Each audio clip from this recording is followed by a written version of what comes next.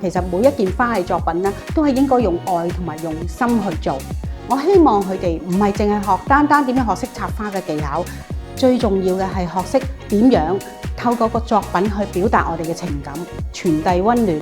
我插花嗰陣時咧，其實就好似將插花好似當畫畫咁樣嘅，就會更加加入啲技巧啊，或者一啲設計啊嗰啲架構落去個作品裏邊嘅嚇。見到一啲好靚嘅事物嗰陣時咧，你拍攝低佢，可唔可以將之前拍低嘅靈感素材擺翻落你個作品裏邊，成為你自己嘅風格？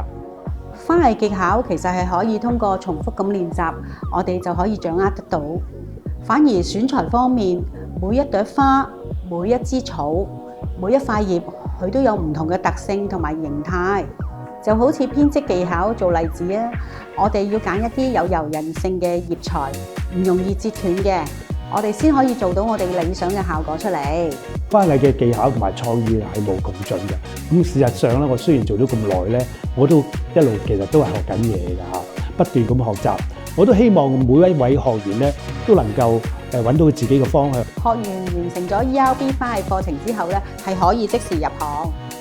事實上，好多花店佢哋都請咗我哋 ERB 嘅學員㗎。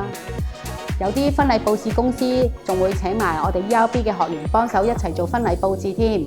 甚至有啲真係學到成功咧，就會出嚟創業嘅。咁啊，有時我哋大家見到面都會傾下大家嘅心得啊，做成點啊。有時邊個忙啊，可唔可以幫大家互相幫忙？